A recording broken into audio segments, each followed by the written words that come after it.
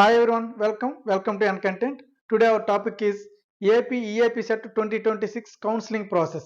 ఓకేనా AP EAP CET 2026 counselling process కంప్లీట్గా ఎలా ఉంటుంది అనేది ఎక్స్ప్లెయిన్ చేస్తాను ఇక్కడ. చూడండి, ఈ పాయింట్స్ అన్ని మనం డిస్కస్ చేస్తాం. ఈ పాయింట్స్ మొత్తం ఈ కౌన్సిలింగ్లో మనకి ఇంక్లూడ్ అవుతాయి. ఫస్ట్ పాయింట్ ఏంటి, కౌన్సిలింగ్ నోటిఫికేషన్. అంటే కౌన్సిలింగ్ నోటిఫికేషన్ ఎప్పుడు వస్తుంది ఏంటి అని. హూ ఈజ్ ఎలిజిబుల్, ఎవరు దీనికి ఎలిజిబుల్ ఈ కౌన్సిలింగ్కి. Registration and processing fee, certificate verification. ఓకేనా, సర్టిఫికేట్స్ ఏమేమి ఉండాలి, వాటిని ఎలా వెరిఫై చేస్తారు. వెబ్ ఆప్షన్స్ అంటే మీరు ఏవైతే కాలేజ్ బ్రాంచ్ చూస్ చేసుకుంటారు కదా వాటి గురించి. Seat allotment, self reporting at college, counselling phases, ఎన్ని కౌన్సిలింగ్లు ఉంటాయి అనేది, ఇంపార్టెంట్ టిప్స్ అంటే ఈ కౌన్సిలింగ్ ప్రాసెస్కి సంబంధించి, కామన్ మిస్టేక్స్ టు అవాయిడ్, ఎలాంటి మిస్టేక్స్ మీరు చేయకూడదు, ఇవన్నీ మనం ఈ ప్రాసెస్లో మనం మాట్లాడదాం. ఓకేనా. First point counselling notification. ఇప్పుడు ప్రజెంట్ రిజల్ట్స్ వచ్చాయి కదా, ఇప్పుడు కౌన్సిలింగ్ ఎలా స్టార్ట్ అవుద్ది అంటే నోటిఫికేషన్ రిలీజ్ చేస్తారు. కౌన్సిలింగ్ నోటిఫికేషన్ ఎప్పుడు స్టార్ట్ అవుద్ది అంటే ఆఫ్టర్ ఈఏపీ సెట్ రిజల్ట్స్. ఇప్పుడు ప్రజెంట్ ఎప్పుడు ఎక్స్పెక్ట్ చేయొచ్చు అంటే ఫస్ట్ వీక్ ఆఫ్ జూలై. నిన్న కదా రిజల్ట్స్ వచ్చాయి, సో మనకి జూలై ఫస్ట్ వీక్లో రిలీజ్ అవుద్ది. Next, check the official website regularly for updates. మీరు దీనికోసం ఈ నోటిఫికేషన్ కోసం రెగ్యులర్గా వెబ్సైట్ మీరు చెక్ చేస్తూ ఉండాలి. ఓకేనా, అది కౌన్సిలింగ్ నోటిఫికేషన్ వస్తుంది. ఎవరు ఎలిజిబుల్ ఈ కౌన్సిలింగ్ ప్రాసెస్కి అంటే, who is eligible, students who ఎవరంటే qualified in AP EAP CET 2026 EAP CET ఎవరైతే క్వాలిఫై అయ్యారో ఇప్పుడు వచ్చిన దాంట్లో వాళ్ళు. పాస్డ్ ఇంటర్ పాస్ అవ్వాలి, అదే +2 లేదా ఈక్వాలెంట్. ఓకేనా.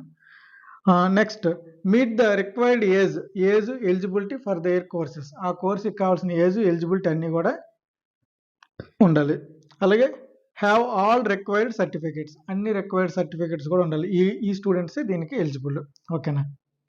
ఇప్పుడు ఇందులో ఫస్ట్ స్టెప్ అంటే ఏంటి, ఈ కౌన్సిలింగ్లో ఫస్ట్ స్టెప్ ఏంటంటే రిజిస్ట్రేషన్. కౌన్సిలింగ్ నోటిఫికేషన్ వచ్చిన తర్వాత ఫస్ట్ చేయాల్సిన స్టెప్ ఇది, registration and processing fee. Registration ఆన్లైన్లోనే జరుగుద్ది, వెబ్సైట్లో చూపిస్తారు. పే ప్రాసెసింగ్ ఫీజ్, అక్కడ ప్రాసెసింగ్ ఫీజ్ పే చేయాలి. Enter all ticket number, registration number, మీరు ఆల్రెడీ రిజిస్ట్రేషన్ అయ్యి ఉన్నారు కదా ఈఏపీ సెట్కి, అది ఈఏపీ సెట్లో వస్తుంది కదా ఆ number. Enter all ticket number, registration number, rank and date of birth, ఈ డీటెయిల్స్తో మీరు రిజిస్టర్ అవ్వాలి. ఓకేనా, ఇక్కడ ఆన్లైన్లో. ఫీజు ఎంత కట్టాలంటే, ఎక్స్పెక్టెడ్ ఫీజు ఎస్సీ ఎస్టీకి 600, ఓసీ బీసీ ఈడబ్ల్యూఎస్కి 1200 ఉండొచ్చు. ఓకేనా, క్లియర్. Certificate verification. ఓకేనా, verification confirms your eligibility and reservation claims. ఓకేనా, most AP students online verification జరుగుద్ది. ఓకే, సమ్ స్టూడెంట్స్, కొంతమంది స్టూడెంట్స్కి ఫిజికల్ సర్టిఫికేట్ వెరిఫికేషన్ ఉంటుంది at helpline centres. Helpline centres ఎక్కడ ఉంటాయో చూపిస్తారు వెబ్సైట్లో, అక్కడికి వెళ్ళి ఫిజికల్ సర్టిఫికేట్ వెరిఫై చేసుకోవాలి ఇఫ్ రిక్వైర్డ్. ఓకేనా, ఎప్పుడు ఎవరికైతే రిక్వైర్మెంట్ ఉందో వాళ్ళు మాత్రం వెళ్ళాలి. ఆఫ్టర్ సక్సెస్ఫుల్ వెరిఫికేషన్ అంటే ఈ రెండింటి ప్రాసెస్లో వెరిఫికేషన్ అయిపోయిన తర్వాత లాగిన్ ఐడి ఈజ్ జనరేటెడ్, ఒక లాగిన్ ఐడి వస్తుంది. ఓకేనా, దాని తర్వాత అంటే సర్టిఫికేట్ వెరిఫికేషన్ అయింది కదా, రిజిస్ట్రేషన్ అయ్యింది, సర్టిఫికేట్ వెరిఫికేషన్ అయింది. వెబ్ ఆప్షన్స్ నెక్స్ట్, ఇది మోస్ట్ ఇంపార్టెంట్ స్టెప్. ఇది వెబ్ ఆప్షన్స్లో student select college branch preference order. అంటే మీకు ఏ కాలేజీలో సీట్ కావాలి, అది ఏ బ్రాంచ్ కావాలి, అది ఒక ప్రిఫరెన్స్ ఆర్డర్లో మీరు సెలెక్ట్ చేసుకోవాలి. ఎలాగంటే example, first college A select చేసుకొని CSE branch, college B second AI branch, college C CSE, college D ECE. ఈ విధంగా అంటే ఎన్ని పాసిబుల్ అయితే అన్ని. Always enter many options as possible, ఎన్ని పాసిబుల్ అయితే అన్ని ఆప్షన్స్ మీరు ఎంటర్ చేయాల్సి ఉంటుంది. అంటే ఓరికనే మీ ర్యాంక్ బట్టి మీకు ఎక్కడ కాలేజ్ వస్తుందో ఏ బ్రాంచ్ వస్తుందో తెలియదు, తక్కువ ఎంటర్ చేయకూడదు. ఎందుకంటే మళ్ళీ తర్వాత మీకు మీ ర్యాంక్ ఎక్కి మీరు చూస్ చేసుకున్న కాలేజీలో రాకపోతే మీరు నెక్స్ట్ కౌన్సిలింగ్కి, సెకండ్ ఫేజ్ కౌన్సిలింగ్కి వెళ్ళాల్సి ఉంటుంది, అప్పుడు ఆప్షన్స్ తక్కువ ఉంటాయి. సో వీలైనంత వరకు ఎక్కువ ఆప్షన్స్ మీరు సెలెక్ట్ చేసుకోవాలి ఫస్ట్ కౌన్సిలింగ్లోనే. మీ ర్యాంక్ ఎక్కడ ఉందో కాన్ఫిడెంట్గా, మీ ర్యాంక్ ఎక్కువ ఉన్నా సరే మనకి కాలేజీలో సీట్ వస్తే లేని తక్కువ ఆప్షన్స్ని సెలెక్ట్ చేసుకోకూడదు. వీలైన ఎక్కువ ఆప్షన్స్ని మీరు ఫస్ట్ ప్రిఫరెన్స్లోనే పెట్టుకోవాలి. అప్పుడు మీకు ఏదైతే కాలేజ్ అయితే అసైన్ అవుతుందో, ఏదైతే బ్రాంచ్ అయితే ఆ పాసిబిలిటీ ఉంటుంది. ఓకేనా, తక్కువ ఆప్షన్స్ అయితే పెట్టకూడదు. ఓకేనా. సీట్ అలాట్మెంట్, అక్కడ సీట్ అలాట్మెంట్ అనేది జరుగుద్ది. మీకు వెబ్ ఆప్షన్ పెట్టిన తర్వాత మీకంటూ ఒక కాలేజీలో ఒక స్పెసిఫిక్ సీట్ అనేది వస్తది. ఓకేనా? అంటే ఏ బ్రాంచ్ అయితే మీరు చూజ్ చేసుకున్న దాంట్లో. వచ్చిన తర్వాత మీరేం చేయాలంటే సెల్ఫ్ రిపోర్టింగ్ చేయాలి. ఆ తర్వాత స్టెప్. ఏం చేయాలి సెల్ఫ్ రిపోర్టింగ్‌లో? Download allotment order. అలాట్మెంట్ ఆర్డర్‌ని డౌన్‌లోడ్ చేసుకోవాలి. Self report online. ఆన్‌లైన్‌లో సెల్ఫ్ రిపోర్ట్ చేయాలి. Pay tuition fee. అంటే ట్యూషన్ ఫీజ్ కట్టాలి. అది కంపల్సరీ కాదు. ఇఫ్ అప్లికేబుల్ అందులో అలా ఉంటే అంటే పర్టిక్యులర్ కాలేజీకి ఆ నార్మ్స్ అలా ఉంటేనే మీరు ట్యూషన్ ఫీజ్ కట్టాలి. లేదంటే మీరు ఆఫ్‌లైన్‌లో ఎళ్తారు కదా! సెంటర్‌కి అంటే కాలేజీకి అక్కడ కడతారు. ఓకేనా? ఇదేది కంపల్సరీ కాదు. అది అక్కడ కట్టమని చెప్తే ఫీజ్ పే చేయాలి అలా. Without self reporting the allotment seat may be cancelled. ఓకేనా? సెల్ఫ్ రిపోర్టింగ్ లేకపోతే అలాట్మెంట్ సీటు క్యాన్సిల్ అవ్వచ్చు. ఓకేనా? సో, ఇది సెల్ఫ్ రిపోర్టింగ్‌కి సంబంధించింది. దాని తర్వాత అంటే ఆన్‌లైన్‌లో మీరు సెల్ఫ్ రిపోర్ట్ చేసారు. ఏ కాలేజీలో సీట్ వచ్చిందో ఆ కాలేజీకి వచ్చి జాయిన్ అవుతామని. Next reporting at college. ఇప్పుడు కాలేజీకెళ్తారు. మీకు ఏదైతే అలాట్మెంట్ వచ్చిందో, ఏ కాలేజీలో అయితే సీట్ వచ్చిందో ఆ కాలేజీకి వెళ్ళాలి. Visit allotment college before last date. దాంట్లో ఉంటది డేట్ మెన్షన్ చేసి ఉంటదా, ఆ డేట్‌కి ముందే మీరెళ్లి ఆ కాలేజీలో జాయిన్ అవ్వాలి. క్యారీ చేయాలి. ఏమేమి క్యారీ చేయాలి? ఒరిజినల్ సర్టిఫికేట్స్ పట్టుకొని వెళ్ళాలి.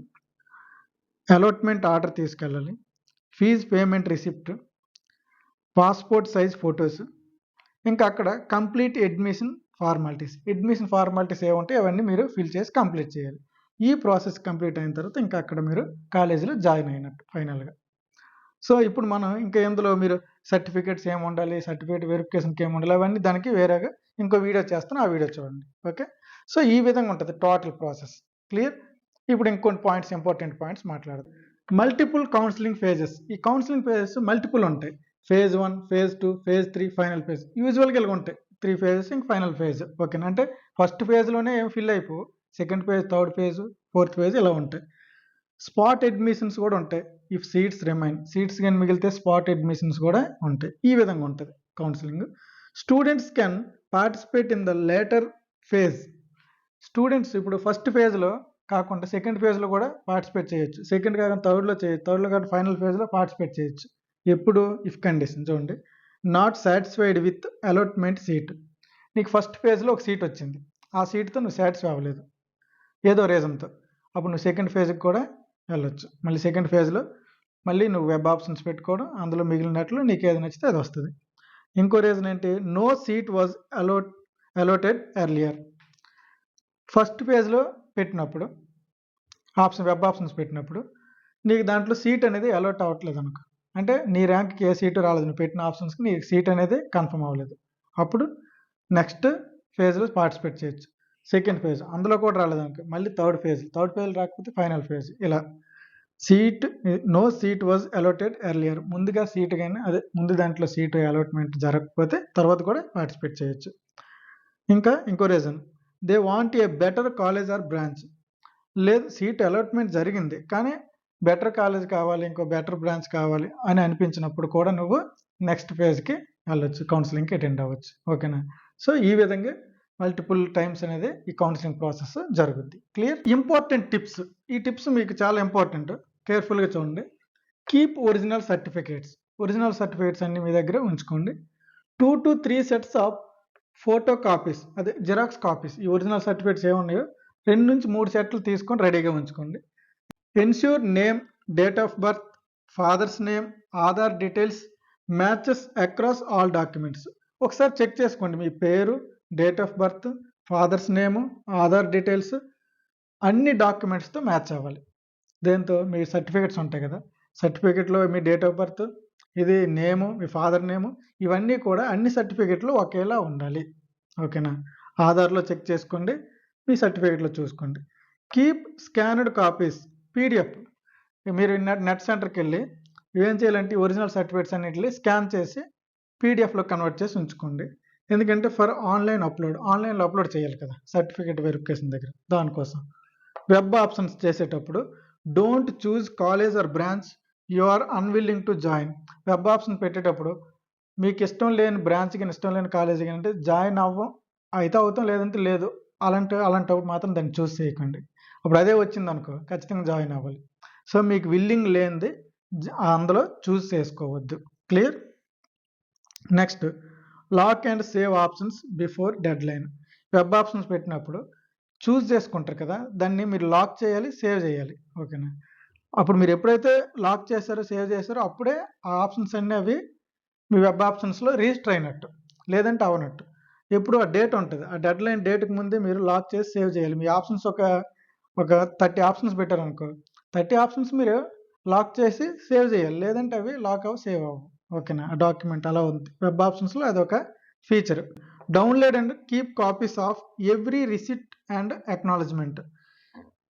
మీరు ఏవైతే ఈ ప్రాసెసింగ్లో చేస్తారో, అంటే ఫీజు కట్టినప్పుడు ఫీజు రిసిప్ట్ కానీ, లేదంటే మీరు రిజిస్ట్రేషన్ అయినప్పుడు రిజిస్ట్రేషన్ ఫామ్ వస్తుంది కదా, పీడిఎఫ్, అది, తర్వాత హాల్ టికెట్స్, ఇట్లా మీరు ఎంసెట్కి రిలేటెడ్గా ఉన్న ఏవైనా సరే అట్లా అవి ఏం చేయాలి, ఆ కాపీస్ అన్నీ కూడా మీరు డౌన్లోడ్ చేసుకోవాలి.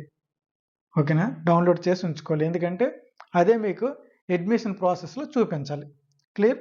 దానికి రిలేటెడ్ ఏమున్నా డాక్యుమెంట్స్ అన్ని, హాల్ టికెట్ అయినా, ఇవైనా, రిజిస్ట్రేషన్ అప్పుడు రిజిస్ట్రేషన్ సంబంధించిందైనా, పేమెంట్లు చేస్తే పేమెంట్ రిసిప్ట్లు అయినా, ఇవన్నీ కూడా డౌన్లోడ్ చేసుకోవాలి. ఆ అక్నాలజ్మెంట్లు ఇవన్నీ ఉంటాయి, అవన్నీ కూడా తీసుకోవాలి, అవన్నీ మీ దగ్గర ఉంచుకోవాలి. క్లియర్?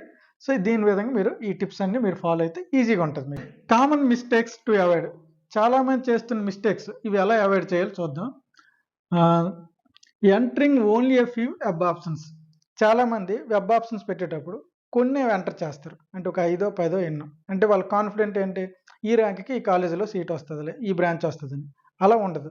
మీ ర్యాంక్కి ఆ డిమాండ్ ఉండడం వల్ల ఆ పర్టికులర్ బ్రాంచ్కి పర్టికులర్ కాలేజీలో రాకపోతే ఫస్ట్ ఫేజ్ కౌన్సిలింగ్లో మీరు మిస్ అయినట్టే.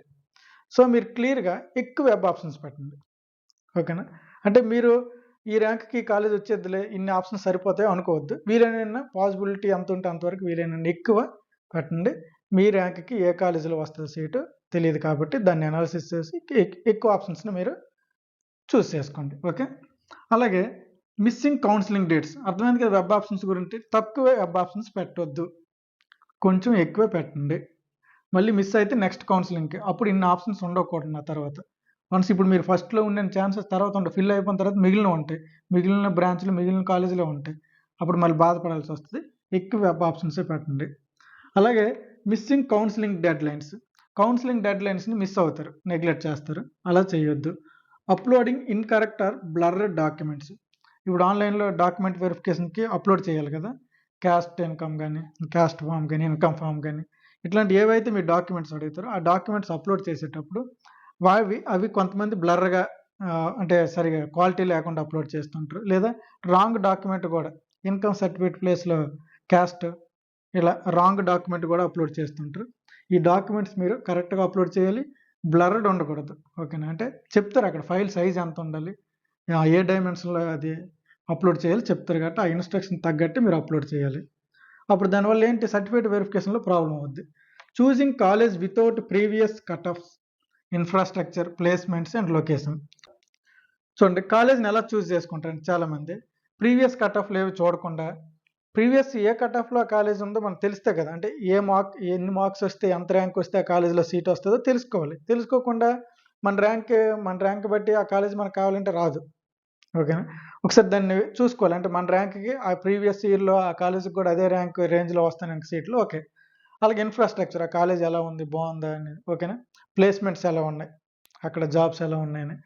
అలాగే లొకేషన్, కాలేజ్ ఎక్కడ ఉంది, ఇవన్నీ చెక్ చేసుకోకుండా డైరెక్ట్ పెట్టిస్తుంటారు, కొంతమంది ఆప్షన్లు పెడతారు, అది కూడా చూస్ చేసుకోకూడదు, కరెక్ట్ కాదు. ఓకేనా? Ignoring fee reimbursement eligibility.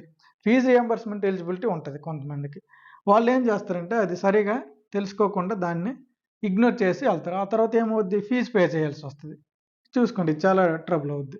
Next, not reporting to the college after seat allotment.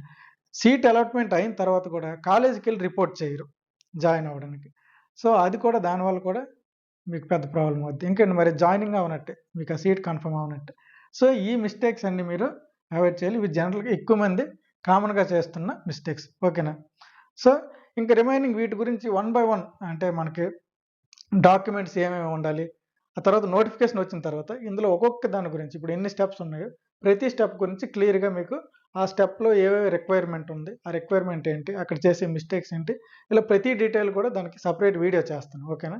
ఇప్పుడు డాక్యుమెంట్స్ గురించి, డాక్యుమెంట్స్ ఏమి ఉండాలి ఆ విధంగా, లేదా ప్రాసెసింగ్ ఎలా చేయాలి, అప్లోడ్ ఎలా చేయాలి, లేదా ఇమేజ్ని ఇప్పుడు అప్లోడ్ చేయాలన్నాం కదా ఇక్కడ బ్లర్డ్ ఇమేజ్ని ఎలా క్రియేట్ చేయాలి, ఇవన్నీ కూడా ప్రతిదీ కూడా మీకు క్లియర్గా 1 by 1 ఒక్కొక్కటి నోటిఫికేషన్ వచ్చిన తర్వాత ఆ స్టెప్స్ అన్ని క్లియర్గా మీకు ఎక్స్ప్లెయిన్ చేస్తాను. ఓకేనా? Thank you.